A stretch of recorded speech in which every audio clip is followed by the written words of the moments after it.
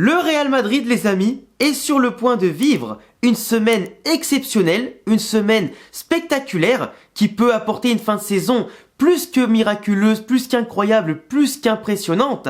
Mais autant, on peut vivre une semaine, les amis, cauchemardesque, une semaine en enfer. Le Real Madrid va affronter City en quart de finale retour de Ligue des Champions pour espérer un passage en demi-finale et du coup battre le champion sortant et se venger de la défaite de l'an dernier à l'Etihad Stadium et du coup espérer pourquoi pas aller chercher derrière une victoire en finale etc. pour la 15e, ce qui serait exceptionnel vu le groupe qu'on avait de base et les objectifs fixés de base en tout cas avec ce groupe-là, avec les manquements qu'on a, les grosses blessures qu'on avait etc. Mais le Real Madrid aussi va recevoir ce dimanche soir au Bernabeu le Barça. Même si on les a battus sur les deux classicos officiels de la saison, le troisième peut être décisif pour relancer la Liga, passer de 8 points d'avance à 5 points ou peut-être passer de 8 à 11 points. Donc soit on valide le trophée, soit on se met dans la merde et on enchaîne une spirale négative. Si on enchaîne deux mauvais résultats de suite, le Real Madrid peut s'effondrer. Mentalement, tu perds la Ligue des Champions, si tu perds en plus le Classico et que tu te donnes une fin de saison un peu sous tension, malgré le peu de journées qui restent et malgré les points d'avance que t'as, ça peut entraîner une mauvaise spirale. Mais tout comme ça peut entraîner une spirale plus que positive de remporter le match contre City et le Classico ce week-end. C'est qui tout double, tu vois. Le Real Madrid, par contre, serait bien inspiré d'une seule chose, ne pas s'inspirer de la semaine dernière de Liverpool, qui a certes déjà remporté une Cup et en a perdu une autre en prolongation contre United, mais le pire, c'est qu'ils ont quand même perdu l'Europa League et la Premier League, coup sur coup, à domicile. 3-0 contre l'Atalanta et 1-0 contre Crystal Palace. Ils se retrouvent derrière City, quasiment éliminés de l'Europa League, même si rien n'est fait quand on connaît le passif de Liverpool, et qu'ils peuvent peut-être faire une remontada à Atalanta la semaine prochaine, enfin cette semaine. Mais globalement, Liverpool n'a pas été d'une bonne inspiration. Et j'espère que le Real sera beaucoup mieux, en tout cas dans leur tête, beaucoup plus prêt sur le terrain et avec un groupe encore plus soudé pour aller chercher au mental, au physique et à l'attitude, et avec l'efficacité surtout, tous les objectifs. Parce que si cette semaine, tu bats le Barça et tu bats City, mais t'envoies un signal à l'Europe, je suis très certain qu'on remporte tout d'ici la fin de saison. Le Bayern et Arsenal en demi-finale, si on passe City, je suis certain qu'on peut les exploser derrière.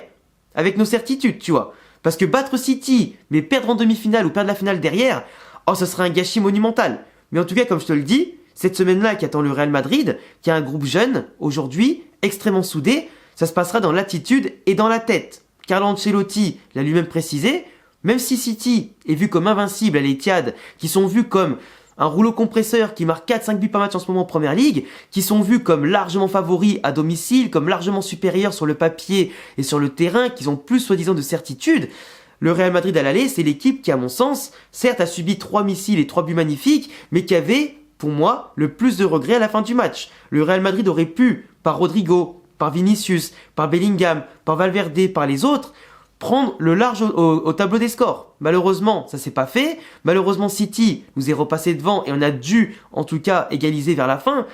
Mais pour moi, City, même s'ils ont une grosse domination en deuxième mi-temps, à partir de l'heure de jeu, pour moi, le Real Madrid avait eu les armes quand même pour faire mal à City. Leur a fait mal et aurait pu faire encore plus. Donc, à Manchester City, il faudrait une attitude où tous les joueurs, de l'attaquant au gardien, soient exceptionnels. Tu peux pas battre City en étant à 100%. Il faudra être à 120, 160, 200 ou 300%. Là, il n'a pas le choix. Parce qu'en face, tu as des joueurs de classe mondiale. Tu n'auras pas Kevin De Bruyne qui aura la diarrhée dès le début du match et qui ne pourra pas jouer. Donc forcément, vu les prestations qu'ils font individuellement et collectivement, City, c'est plus qu'un gros obstacle. Et comme je le disais de base, le véritable exploit, c'est pas forcément de sortir Manchester City, les favoris et champions sortants. Le véritable exploit, c'est de sortir 2 années de suite le Real Madrid, qui est le club de la compétition, qui est le club roi de la Ligue des Champions, qui est la compétition reine des clubs au niveau européen. Et pour moi, le Real, avec la composition que je t'affiche, doit faire son maximum, doit pousser dans ses retranchements, en l'absence de Tchouaméni suspendu, à quand même conserver les Kama, les Bellingham et Vinicius, et comptera vraiment sur ces trois-là pour être au sommet et aller chercher la qualification. Pour moi, ça passera par un grand Vinicius, un grand Rodrigo et un grand Bellingham. Bellingham, il a beaucoup couru au match aller. Il s'est moins montré offensivement parlant parce qu'il a beaucoup couru. Il a dépensé beaucoup d'énergie et en ce moment, il est un peu à court de forme. Même s'il y a eu 9 jours de repos avant le match aller, globalement, des joueurs qui se reposent trop, c'est aussi un manque de rythme. Tu vois, faut trouver l'équilibre parfait entre le repos et le rythme. Et City avait quand même beaucoup plus de rythme que nous, qu'on a su contrecarrer bien sûr en première mi-temps jusqu'à à peu près l'heure de jeu, avant que leur vague déferle sur notre cage et qu'on ait du mal à ressortir, qu'on a du mal à trouver les 3 devant, qu'ils n'arrivaient pas à redescendre. Et pour moi, c'est simple. Quand tu regardes la composition de City aussi à côté, c'est une équipe qui sera très forte avec une très bonne densité au milieu de terrain, qui va avoir la possession, qui va rien lâcher, qui va essayer de nous harceler sur les côtés avec Foden, avec aussi bien sûr Grealish, et pourquoi pas Doku qui va rentrer plus tard, avec des joueurs comme Bernardo qui peuvent aussi se projeter sur les côtés, qui peuvent permuter avec Foden, avec un Kevin De Bruyne qui sera, je pense, insaisissable au milieu de terrain, qui va trouver le moindre espace et la moindre passe laser pour nous faire mal. Et le Real Madrid, on l'a vu au match aller, c'est une équipe qui, même si elle subit, arrive parfaitement, en coulissant bien, en faisant les efforts, à bloquer les espaces à Manchester City, à gagner des duels comme Rudiger sur Haaland, comme en tout cas Tchouaméni l'avait fait sur les milieux de terrain aussi de City pour relancer proprement derrière, comme nos latéraux aussi qui prenaient bien les ballons à Grealish, à Foden pour ensuite les éteindre un petit peu et pousser les relances un peu plus rapidement, un peu plus proprement. Éviter de dégager les ballons, parce que Manchester City, du moment que tu dois dégager les ballons, c'est eux avec leur bloc et leur mise en place qui va rattraper la balle en premier et qui va empêcher et annihiler toute attaque et globalement te faire courir encore plus. Là où le Real Madrid est très fort, on l'a vu au match aller, c'est sur les transitions. City, c'est un très gros pressing, c'est une très grosse possession du ballon. Mais si tu arrives à récupérer le ballon, que tu joues calmement, que tu ressors propre en général, que tu sautes leur premier rideau et qu'en plus tu laisses Rodri seul livré à lui-même pour défendre, que tu laisses un grand espace aussi entre leurs défenseurs et leur milieu de terrain, en transition, le Real, avec leur vitesse et leur explosivité, peut faire mal. Ils l'ont fait, ça a marqué des buts, là faudra faire encore plus et en tout cas rater le moins d'occasions possible. Sinon, tu passeras pas. Le Real Madrid, avec cette qualité technique, peut faire mal à City. Avec cette transition, cette rapidité et cette efficacité redoutable en Ligue des Champions, peut faire mal à City. Mais comme on dit, ça va se jouer sur des détails, donc attention.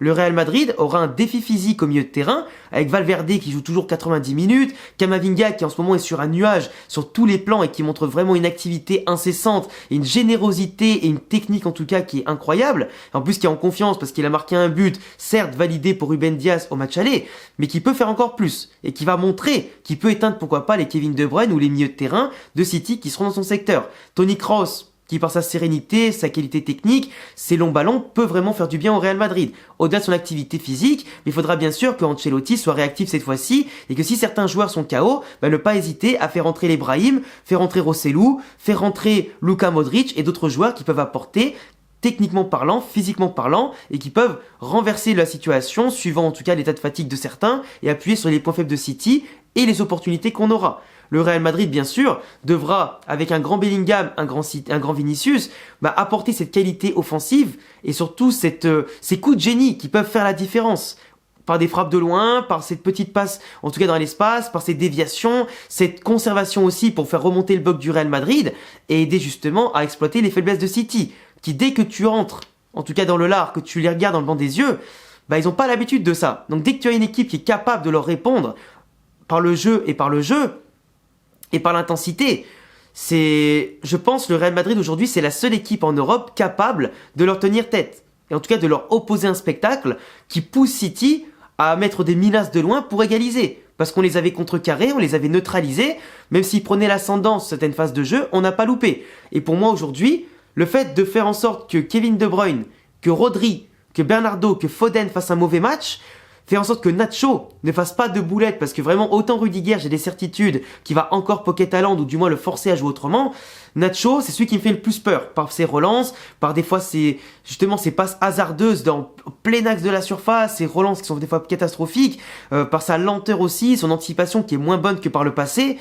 J'ai un peu peur, tu vois. Après, il faudra forcément faire attention aux espaces dans notre dos, à Mendy et à Carvajal, et faire en sorte que notre générosité, que nos appels, que nos possessions fassent reculer City. On ne sait pas encore si Kyle Walker sera pas là, on ne sait pas encore si certains joueurs comme Ake aussi seront pas là, mais s'ils ne sont pas là comme au match aller, globalement le Real a ses chances de profiter du fait que Gvardiol et Akanji soient pas des latéraux de base pour leur faire mal, ou peu importe qu'il y ait Stones mis sur le côté et tout, le Real Madrid aura des opportunités. Et il faudra jouer avec plus d'ambition, plus de coronesse que l'an dernier, plus d'attitude que l'an dernier, on avait pris 4-0. Aujourd'hui, je vais être honnête, Manchester City a plus de certitude, marque plus de buts, à un jeu déployé plus intéressant, des individualités qui sont plus en forme que nous, malgré l'enchaînement des matchs, ils sont plus en confiance que nous, mais c'est là aussi l'intérêt du défi. C'est là aussi que le groupe du Real peut grandir, que certains joueurs peuvent se révéler au moment idéal, que Bellingham doit montrer pourquoi on le met favori au Ballon d'Or avec Mbappé, doit montrer tout le leadership qu'il peut avoir à 20 ans. En plus, en Angleterre, chez lui là-bas, il doit montrer que c'est lui le patron et vraiment passer un cran au-dessus, tout comme Rodrigo et Vinicius essayent de le faire. Rodrigo, je pense qu'il va monopoliser le couloir gauche du Real Madrid, avec Vinicius qui va jouer plus vers l'intérieur, en tout cas avec des appels qui seront encore plus tranchants. Comme ça, Rodrigo peut exploiter toutes ses qualités sur le côté gauche pour attaquer et pour défendre. Et franchement, mettre tout le monde à son poste et que tout le monde fasse les efforts pour les autres et pour le collectif, je pense que le Real peut le faire. Mais pour moi, City actuellement, c'est dû en étant à domicile 70-30 pour Manchester City. Mais le Real peut jouer crânement sa chance, peut pourquoi pas faire basculer les pronostics comme ils l'ont déjà fait, et pourquoi pas aller chercher, tout comme ils l'ont déjà fait par le passé, leur première victoire de leur histoire à Anfield, à Stamford Bridge, ils peuvent le faire à l'Etihad Stadium. S'il y a bien une équipe qui peut le faire, c'est le Real Madrid, et c'est pas une autre.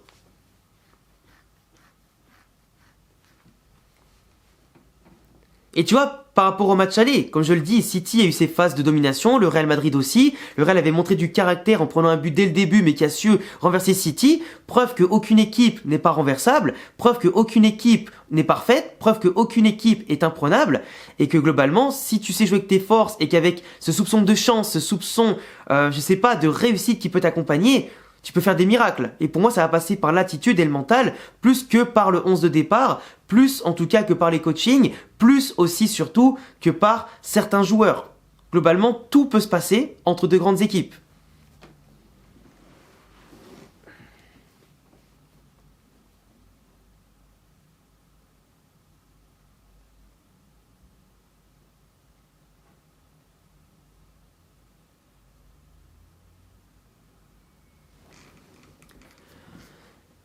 Donc pour moi, le Real Madrid a une semaine vraiment de défi qui l'attend.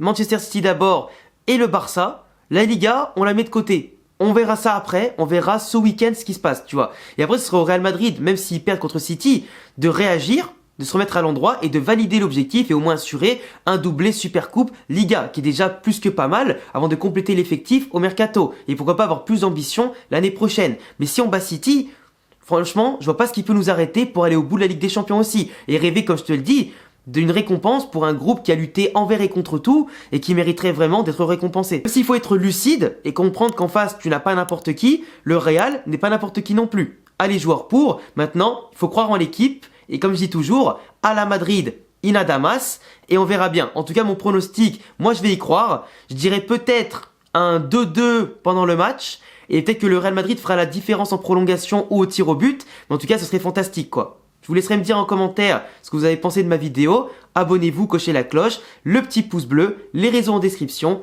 Et à bientôt les amis pour prochaine vidéo. Ciao!